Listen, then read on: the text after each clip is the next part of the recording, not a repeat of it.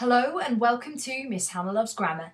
In this video we'll be sharing some quickfire quotes and notes on Captain Walton, a voice and narrator within Frankenstein by Mary Shelley. So we know he's an adventurous explorer who is led to danger. His ambition is to journey to the North Pole, and we read the letters he writes to his sister about this journey and what he encounters along the way. He saves the weak foreigner Victor. And here's his story. Instantly, he admires Victor Frankenstein, and there is definitely a similarity between these two characters. Walton, much like Victor, is obsessed, though Walton's obsession is with reaching the North Pole, even risking his crew members for this cause to be met. He eventually meets the monster. But it's fair to say that Captain Walton sides very much with Victor, perhaps because they have much in common in terms of attitude and adventurous spirit. But let's unpack these quotes and consider what relevance they have to the wider novel when considering Captain Robert Walton. I may tread a land never before imprinted by the foot of man. Consider the significance of this quotation in light of the three questions and statement below. Hit pause if you need thinking time.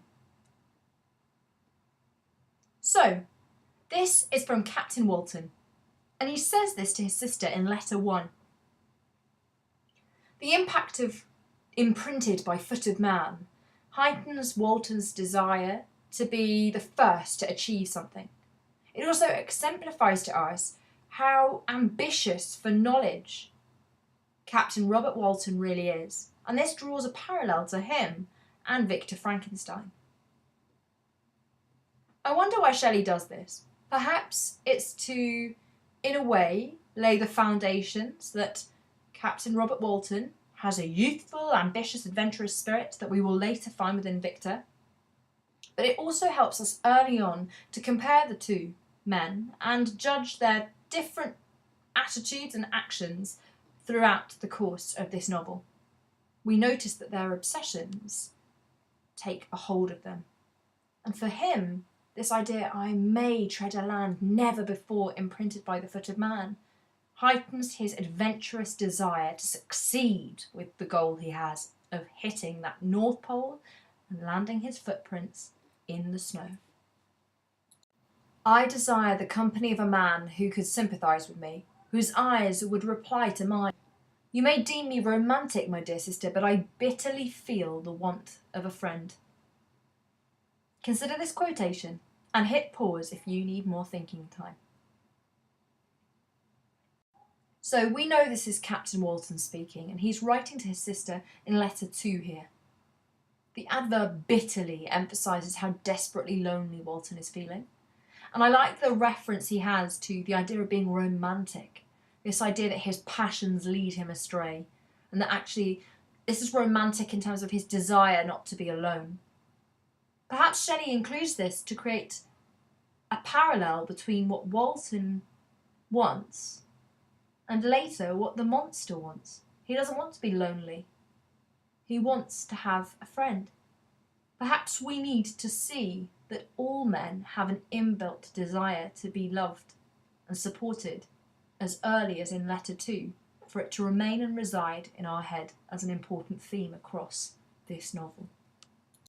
You seek for knowledge and wisdom, as I once did, and I ardently hope that the gratification of your wishes may not be a serpent to sting you, as mine has been. Hit pause if you need thinking time. So, this is Victor speaking directly to Walton. And this is found within letter 4.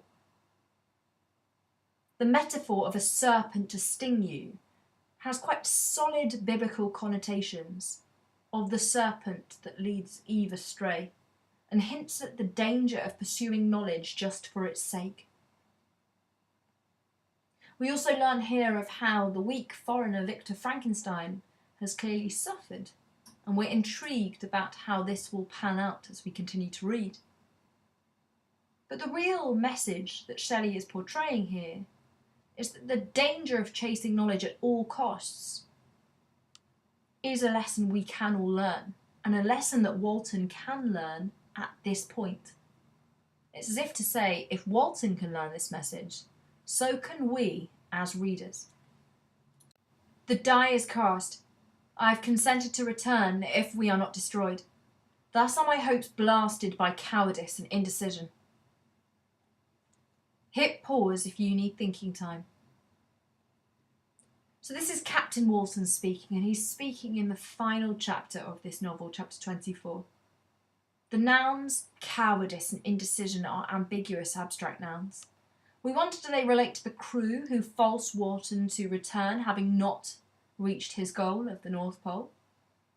Or is he calling himself a coward for not being able to be brave enough to pursue knowledge like Frankenstein did? Whichever question feels most appropriate to you, Shelley could be presenting us with an understanding that Walton has learnt the lesson from Frankenstein that seeking knowledge above all else is dangerous, misguided, and fundamentally flawed. And it's as if his character can learn this lesson. We must learn this. It's almost as if Captain Walton's real role is to mirror our reactions as readers and help us unlock what alternatives Victor Frankenstein had of, let's say, humanity than what he actually chose with the monster. What comment can I make on the untimely extinction of this glorious spirit? Hit pause if you need thinking time. So this is Captain Walton talking about a friend of his now, Victor Frankenstein. This is the final chapter of the novel. And the adjective phrase of glorious spirit shows the reader the regard that Walton held for Frankenstein. It's almost surprising for us that we can hear these crimes that Frankenstein has committed. It's almost surprising in every sense. The adverb untimely extinction suggests that you can never be ready to lose such a glorious spirit, such a good person. Perhaps Shelley is trying to show that there is a quality to Victor Frankenstein that Walton can see. That excited, frenetic energy and passion. Alternatively, she could be suggesting that Frankenstein's science that impressed Walton perhaps blinded Captain Robert Walton from understanding the true character of the man that is Victor Frankenstein. Regardless, Captain Walton functions as a character who unlocks the story of this Russian doll novel. His job is to unlock for us the different layers of the narrative. He starts and ends the novel, and in many ways, he is the naive character that we learn with. He has many parallels to Victor, but his experience of what Victor has experienced of the monster is totally biased in line with Victor's mindset. It's interesting how negative Victor chooses to depict the monster and how readily our man, Captain Robert Walton, chooses to follow Victor. Why not subscribe to Miss Hannah Loves Grammar for all things English, literary and grammatical?